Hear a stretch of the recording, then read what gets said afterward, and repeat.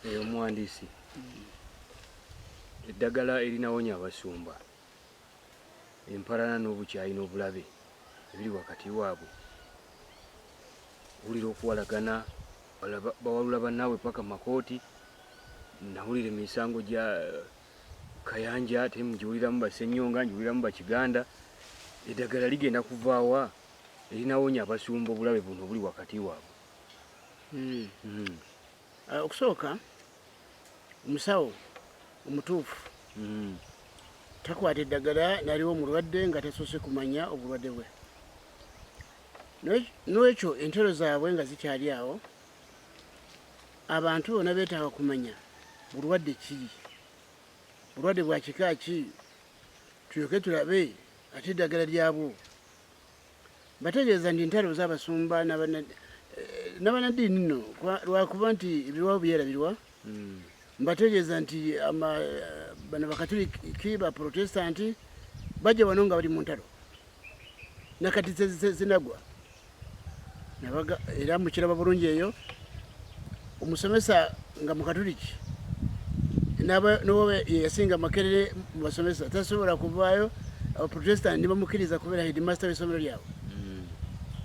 N'abakatuliki bwe batyo tebasobola okukkiriza omuprotestanti abeere headmaster w'essomero ly'abakatuliki. So nga bonna balina ekitabo kimu bayibuli kye basoma bakkiriza omu Yesu Kristo naye balemaganwa. Ekyo entalo tezitandikidde ku Bakayanja era wakati awo nga Bakayanja tebanajja waaliwo amakanisa amalala gasooka nga za Full Gospel. Ezo entalo zaabwe zaali nene kubanga abasumba abanaddiini ababulizi b'enjira bajja wano mu Uganda ne bateekawo ebibiina nga Full Gospel, Redeemed, Elim. Abantu abo n'abalala baayawukanira Kenya.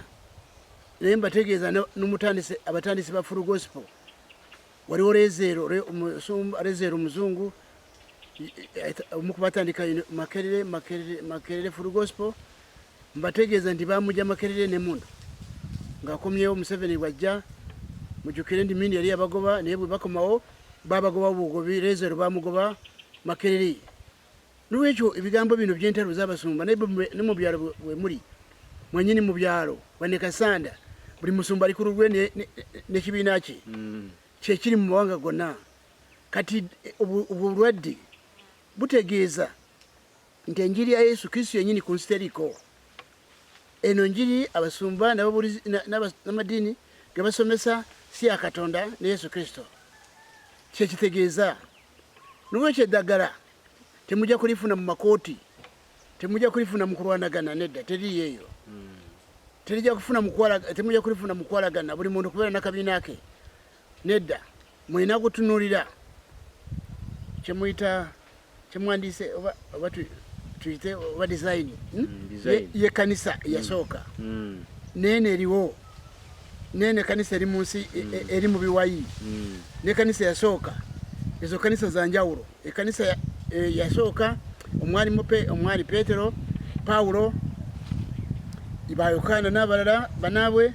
Eyo kanisa si eri mu nsi kati. Eno kanisa ndala eri mu nsi n'eri y'abatume abasooka ndala. Okusooka yalimu ebintu bibiri. Kanisa yasooka yalimu ekintu kiyitibwa okuzaalibwa omwoyo, kuzaalibwa omulundi gwokubiri. Va ku bino abantu byeboogera born again biki byonna bya manyina bagamba oluzungu zitaagala muntu nulire sirulimu naye waliwo kyemuyita theory ab'oluzungu. Kakati ibintu biri mu theory tebiri mu bikolwa. Born again manya tuli balokole nedda. Kitegeeza okuzaalibwa omulundi gwokubiri kitegeeza omuntu kuva mu buzaaliranwa bw'ekibi ekya Adamu. Adamu yayonoona mu maaso wa Katonda. Abantu nibayingira nibazaalibwa omulundi gwokubiri amakulu nibafuna obuzaaliranwa bwa Katonda nibafaanana Katonda nga Yesu Kristo bw'agamba yagamba abayigirizwa mu Matayo 5 n'olunyiriri erudaawo okwana mu 8 erudaawo abagamba mubeere abatuukirivu nga Kitammwe ali mu ggulu bw'ali mutuukirivu. Ate bw'odda mu Yokaana ebbaluwa esooka essula y'okusatu n'ovaawo ku lunyiriri waliwo okusatu awo n'okkirirawo agamba nti buli alina essuubi mu ye alina okutambula nga bwe yatambula. Kakati abantu tebatambula nga Yesu bwe yatambula, tebamufaanana.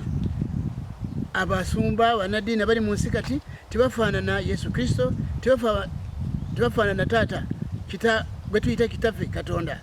Kubanga n'omu nsi basebo ne banyabo, omwana kubeera nga mwana w'oli bwe bagenda gupima omusaayi basaa gufaanana. Okakasa ti mwana. Kati abantu bano abali mu nsi kati tebafaanana Katonda, tebafaanana Yesu Kristo. Kye kibafudde gye bali. Obulwadde buli nti okusooka tebazaalibwanga mwoyo, okuzaalibwa omulundi ogwokubiri nga bwe kiri mu Yokaana enjiri essuula kuva n'ogova mu yokusatu n'otuuka ku 10 n'obutandika lunyiri lusooka. Yokaana enjiri ssuula 3 n'oba ku lunyiri lusooka n'otuuka eyo ku 10. Mujja kugisanga nti ebigambo eby'okuzaalibwa omwoyo tebitegeerekeka mu nsi eno. Kati n'obwekyo ekirwadde kiri awo ekibaviiriddemu ekyokubiri kibaviiriddemu obutabala bibala bya mwoyo nga bwe biri mu Bagalatiya 5 olunyiriri lwa 22 okutuuka ku 23 ne Befeso 5 olunyiriri olw'omwenda n'olw'ekkumi.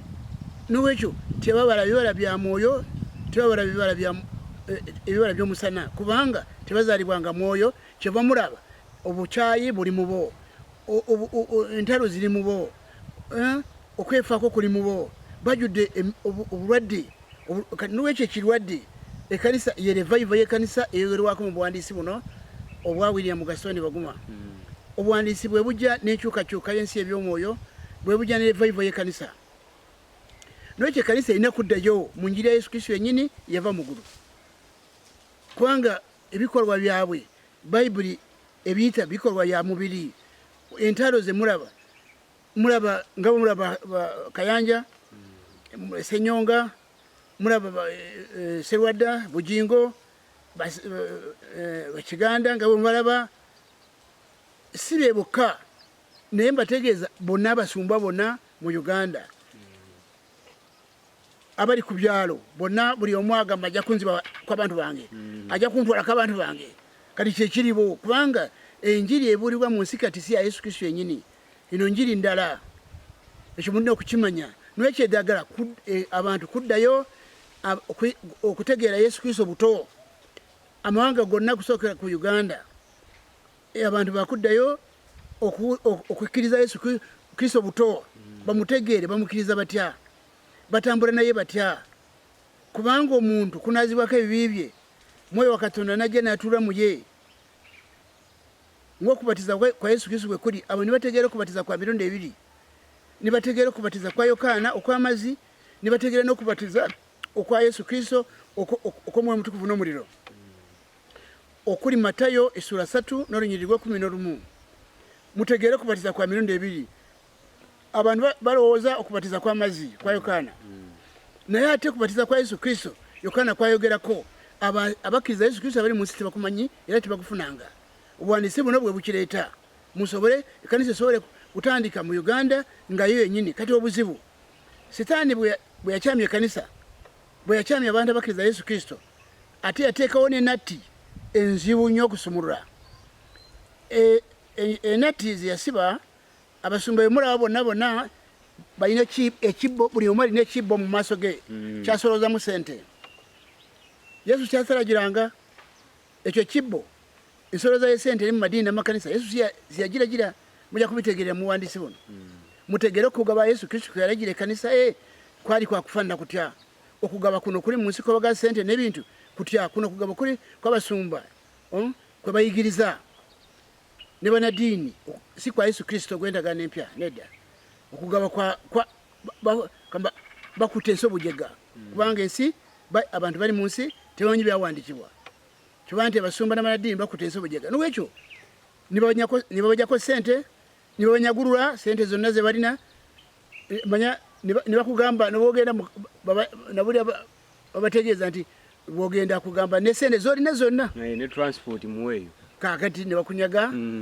Naye nga sinagenda ku ekyo, mbadde mbategeeza nti ekkanisa yonna mu nsi yonna ndwadde, buli kyolaba kyonna kirwadde, n'ogusaba kwennyini kulwadde, buli kintu kirwadde. Mwetaaga revival, ensi yonna ewone.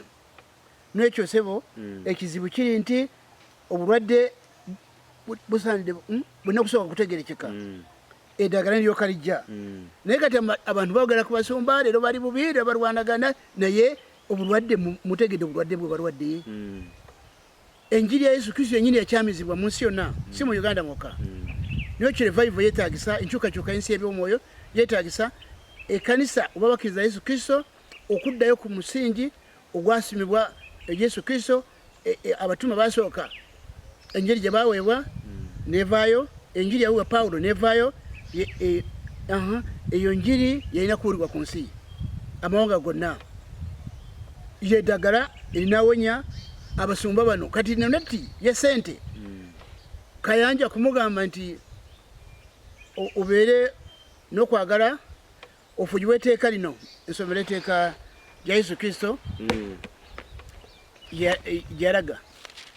yaragira Yokaana essula 13 n'olunyiriri olwa 35 olabe etteeka eryo linaafuga abasajja bano n'abakazi abagabana bakkiriza Yesu Kristo buli muntu n'ateeka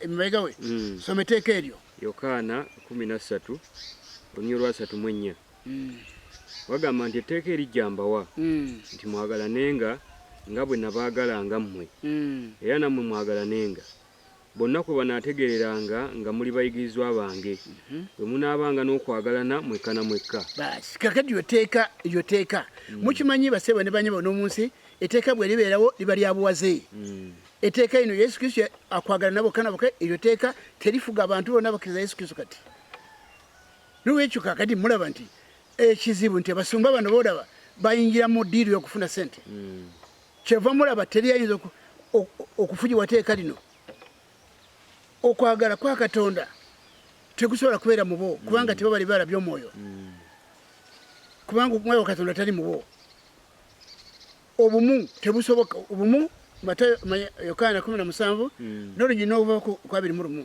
genda maaso kirabe Yokaana 17 kuva ku 21 wagamba nti bonna babeerenga bumu nga gwe kitange b'oli mu nze nange mu ggwe era nabo babeerenga muffe ensi ekkirize nga ggwe wantuma nange ekitiibwa kye wampa nkibawadde babeerenga bumu nga ffe bwe tuli obumu kati mulaba nti abantu abakkiriza Yesu Kristo bonna gwe nange n'omulayi yenna abasajja n'abakazi twali bakubeera bumu nga Yesu Kristo bwali wamu ne Katonda kati obwo bumu buli luddawa n'ekyo okukyama kw'ekkanisa kwe kulabika bwe mulaba entalo enjawukana ziri mu baddiini n'amakanisa ate nga bonna bakkiriza Yesu Kristo baneeketabo kimu kabonera kalaga nti bakyama bava mu kkubo lya Katonda kyokka kye mulina kulaba n'olwekyo ekkanisa erina kudda kyeva mbagamba tubaye tugamba nti nga 5 gw'omwenda mwaka guno mwezi ogujja kale wano ekitongo wabeerewo esisinkano y'abantu bonna bategedde nti kanisa yakyama ababikuliddwa abalaba abooleseddwa tekanisa eno yakyama ensisinkano yaabwe yakubeera wano ku lusozi Kitongo mwena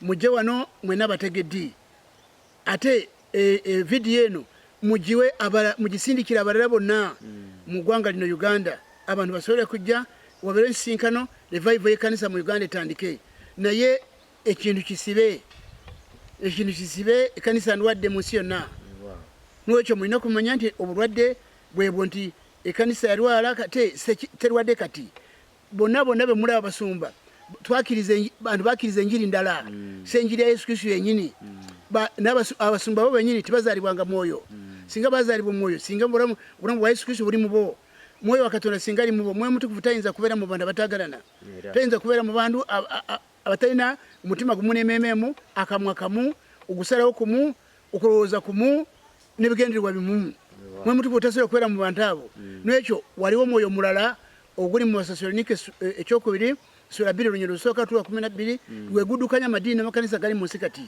naye si mwoyo wa Kristo uli mu bintu bino mugobere bwandisi buno mufeeyo nnyo eyo yeddagala ly'ensi eno okugyawo ebibiina ebizibu ku nsi ng'endagaano Yesu Katonda yakola mu Yesu Kristo bweri mu musaayi gwe. So olwekyo muteekwa okugoberera obuwandiisi buno obwaka ku nsi 1988 okola okukyama n'okubulako abagoberezi ba Yesu Kristo abali mu nsi kati. Weewaawo. Nyewale nnyo mbalidde. Weewaawo tubadde n'omuwandiisi William Gaston Baguma.